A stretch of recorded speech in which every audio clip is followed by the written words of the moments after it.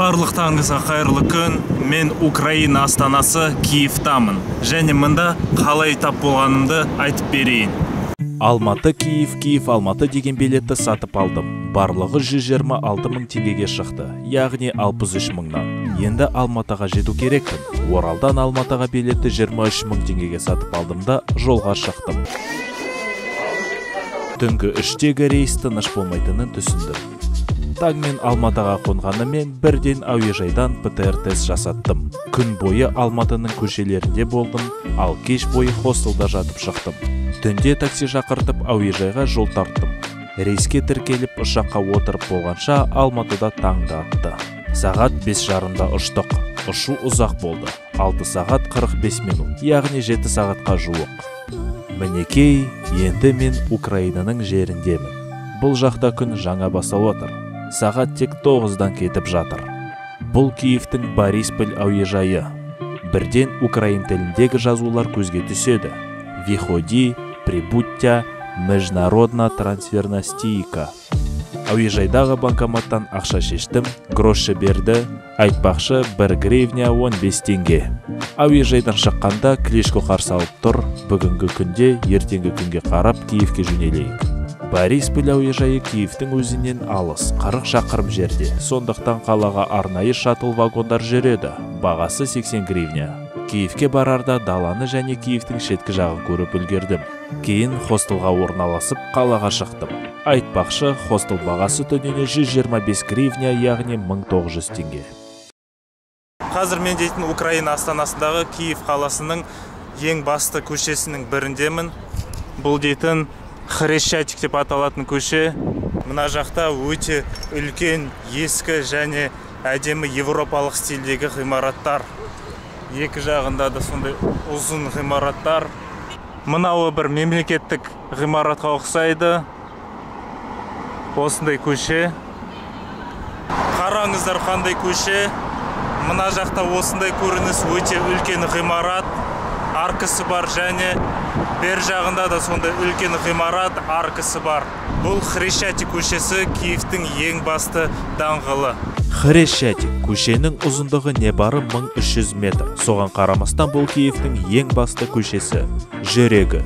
Өйткені дәл осы көшеде халықтың салтанатты шерулері өтеді. Осы көшеде Майдан Незалежности алаңы орналасқан. Митинг және төңкерілістің бәрі сол алаңда өтеді. Мен дейтін қазір тәуелсіздік алаңындамын, немесе Майдан Независимости.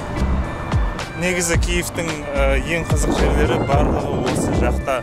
Мен хостелім мына жерден бір шақырым жерде орналасқан, ең ортасында, және қызықтың барлығы осы бір жақта. Майдан Незалежности қазақшаға аударғанда тәуелсіздік алаңы, яғни Украинаның Майдан сөзі алаң дегенді білдіреді. Украинадағы көтерілістер мен митингтің барлығы осы жерде орын алады. Мысалы, 2014 жылы болған Евромайдан да мына алаңда болды.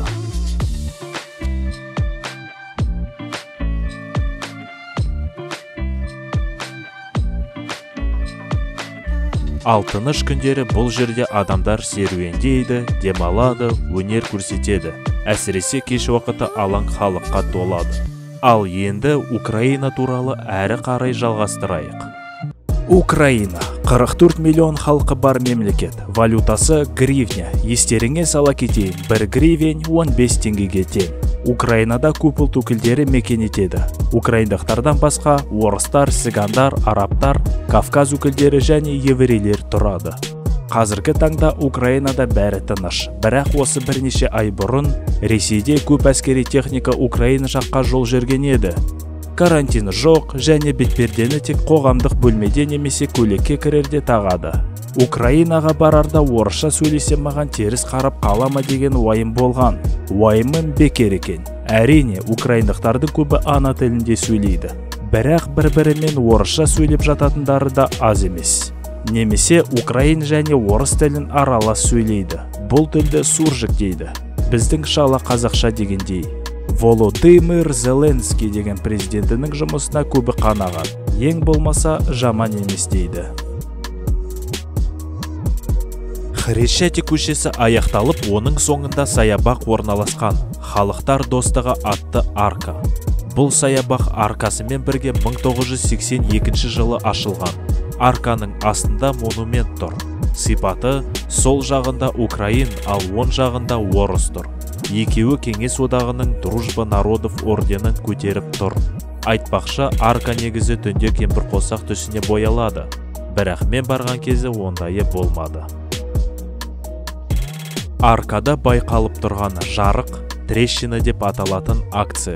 2018 жылы украиндық белсенділер үкіметтің рұқсатымен аркаға жарық суреттеген. Осылайша Украин халқы Ресейде украиндық саяси тұтқын болып қамалып отырғандарға бостандық берілсін дегендері. Саябақ жалпы ашық, алаңы кең. Бір жағынан кішігірім трибуны бар, ал қарама-қарсы жағынан құлама тік жар, шолу алаңы. Шолу алаңынан Киевтің бір бөлігіне керемет көрініс ашылады. Төменде су жағалауы, ыстық күнде демалып жатқан адамдар, яхта жүзіп бара жатыр. Ал саябақтың жалғасы футуристикалық көпір. Сол көпірмен өтіп едім, тағы бір паркет тап болдым.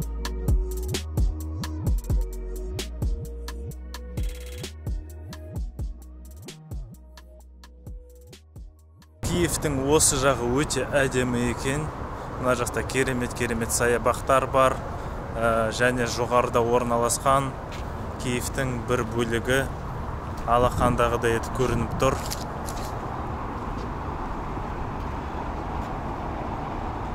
Осы саябақта жап-жасыл әдемі газон бар болса, мына Киевтің басқа бөлігінде жап-жасыл әдемі орман көрініп тұр. Және мына жақта да бір кішігірім орманға кіріп бара жатырмын, қараңыздар. Айналада украиндықтардан басқа ұлт өкілдері де жеткілікті. Мысалы, арабтар мына жақта көп. Таяу шығыс мемлекетінің азаматтары, жігіттері қап-қара болып арасынан айқын көрініп тұрады, және әйелдері хиджаб киіп алған. Бір күн Киевтемін, және украиндықтар көбі украинша сөйлейді, және шала украинша сөйлейтіндері де жеткілікті. Мысалы, бізде шала қазақша сөйлейтіндер, мына жақта шала украинша, орысша украин тілін араластырып, немесе орысша сөйлейді, бірақ украиндік акцентпен. Мысалы, ашу деп, да не хашу я. Немесе, Дыма, подойди сюда, я фото хочу сделать. Вот шамы осы сөйлейді. Андай тез жылдамдық алады да, тез сосын баяулап қалады. Мысалы, да я стоял, только что тебя ждал. Көрдіңіз бе? Вот осы шамамен. Жылдам сөйлейді, жылдам тоқтайды. Және ең бастысы бір үлкен, бір көзге түсіп тұрған зат бұл дейтін, мына жақта орысша сөздерді ешқайда көру мүмкін емес. Барлық жерінде мемлекеттік украин тілі немесе ағылшын тілінде жазылып тұрады, ал орысша мүлдем еш жазу жоқ. Бірақ адамдар орысша сөйлеп жатады. Баннер, меню, тағы да бір жазулар, көрсеткіштер барлығы украиндік тілде, кейбір жерлерде ағылшын тілде қосылып, астында жазылып тұрады. Киевтің ғимараттарындағы баннерлерде, жарнамаларда, жалпы қаладағы жазулардың барлығы тек украин немесе украин және ағылшын тілдерінде жазылған. Ешбір жерде орысша жазу көрмейсің. Және сол жазуларды оқып жүру өте қызық. Украин тілі тіл емес, ән. Тіпті кей жерлерде қазақшаға ұқсас жазуларды да кездестіресің.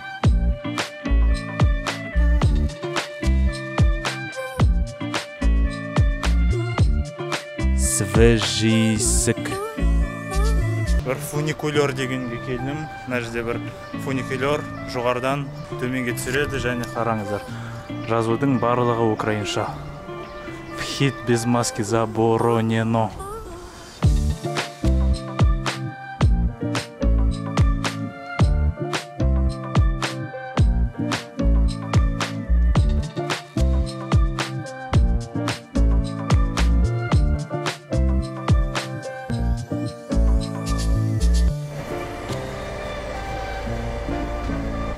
бағасы 8 гривне, яғни 120 теңге. Осындай өте ескі совет үкіметінен қалған туникөлер төменге жоғарыға көтеріп түсіретін. Әрине бұл дейтін өзге қаладан, өзге мемлекеттен келген адамдар үшін өте сондай туристикалық объект болып табылады, бірақ жергілікті киевтар үшін күнделікті қолданатын қарапайым фуникулер.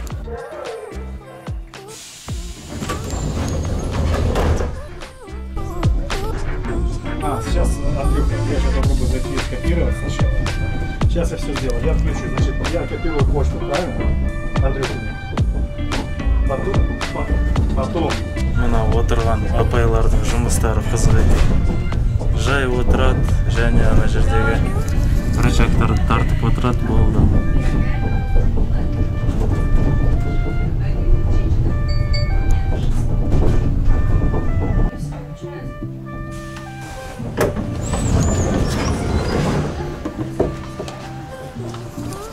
Болды, осылайша фуникулермен де жүріп төменге түстік. Бағасы не бары 8 гривня, яғни 120 теңге.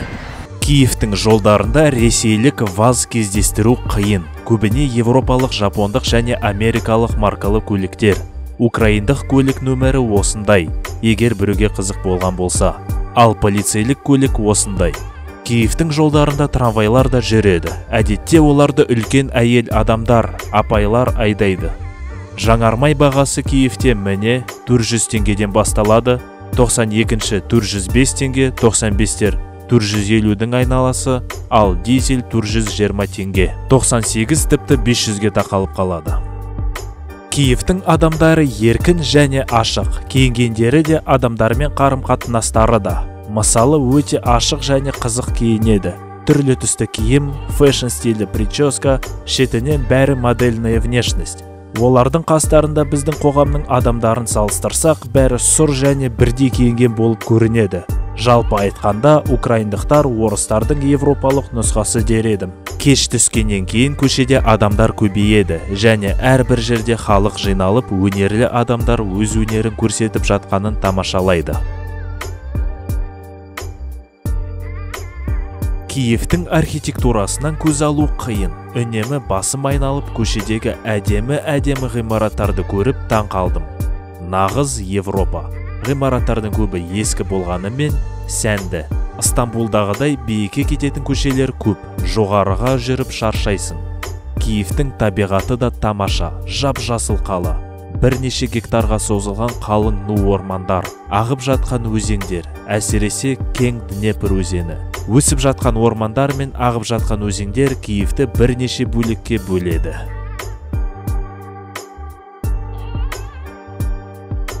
Осындай жерге келіп қалдым.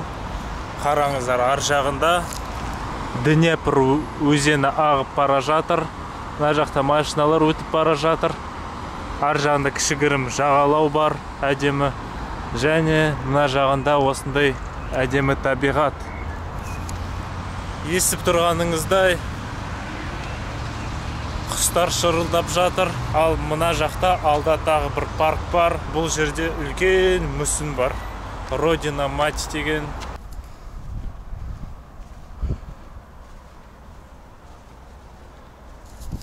Болды. Әрі қарай тағы мінуге болады, бірақ бақытқа орай жабық. Әйтпесе тағы міне алмаспын мен. Мына жерде осындай шолу алаңы бар арнайы. Мен бір бұрышына орналастым. Қараңыздар, 3 танк тұр. Мына жақта сосын Украинаның Ұлы Отан соғысында болған мұражайы. Ал мынау Украин туы. Ал міне жаңағы мүсін.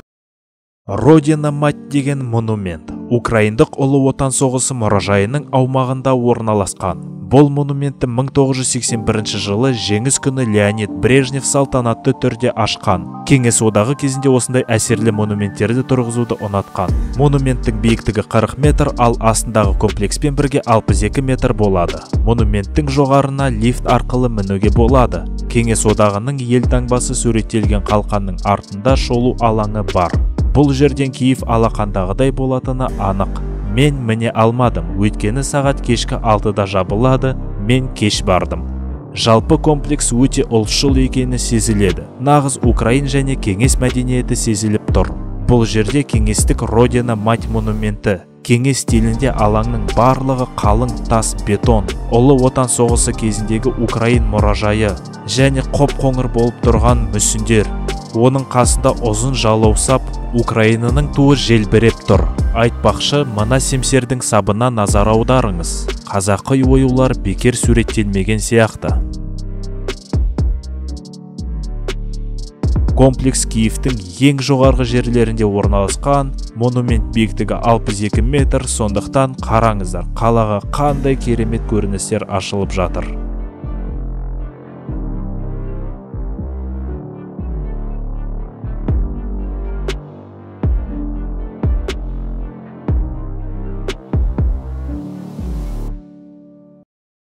Достар, қазір мен Киевтің бір жеріндемін, троллейбус күтіп тұрмын, және Киевтің шетінде, тіпті Киевтің сыртында бір парк бар.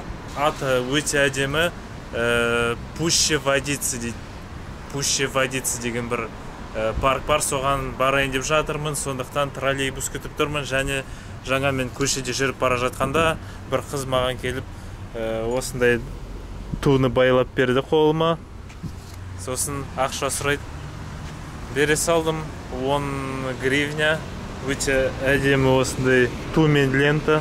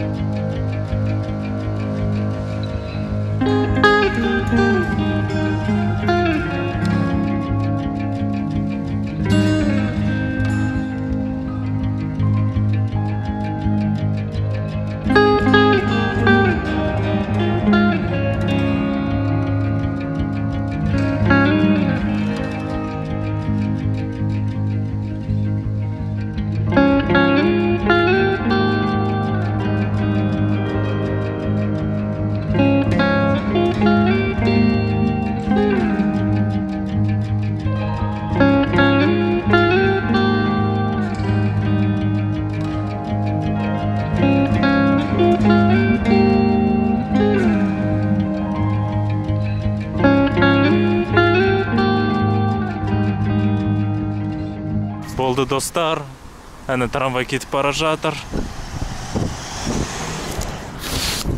Осы жақ Пуща Водица деген бір саябақ. Мына жақта кілең ормандар, өзендер, әдемі абаттандырылған парктар, және қазір ауа райы бұлттанып тұр. Жаңбырдың иісі де шығып тұр, жаумаған болса да.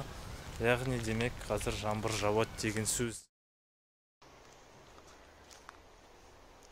Ей, тиін.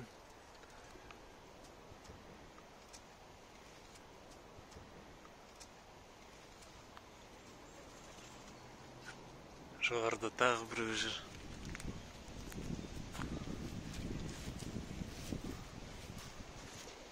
Парк соншалықты керемет. Мына жақта тіпті тиіндер де жүр. Жаңбыр күшейіп барады.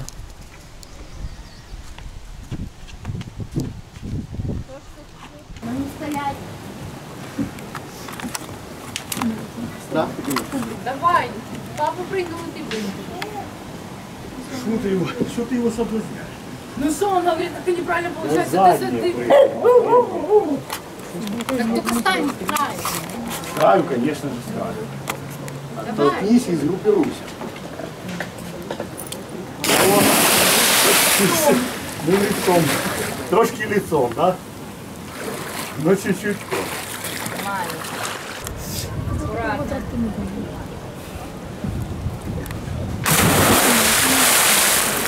Ну так же, как и передняя, так и сзади. Сейчас Рита будет прыгать. О, Рита, я с ней ловлю. О! Ой, Рита. Подожди. Я буду. Давай, я скажу, прыгай. Прыгай!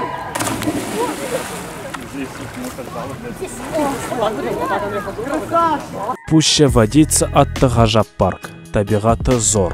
Өзен, орман, абаттандырылған демалыс орындары. Мында тіпті пляж да бар. Парктың табиғаты Оралдыкіне ұқсас. Ал паркке жету жолы қандай әдемі. Трамваймен, орман арасымен.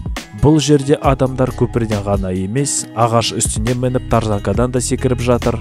Жаңбыр еш кедергі емес, керісінше демалысқа ерекше сезім беріп жатыр. Біреулері шашлык қуырып доп ойнап жатса, біреулері катамаран теуіп отыр.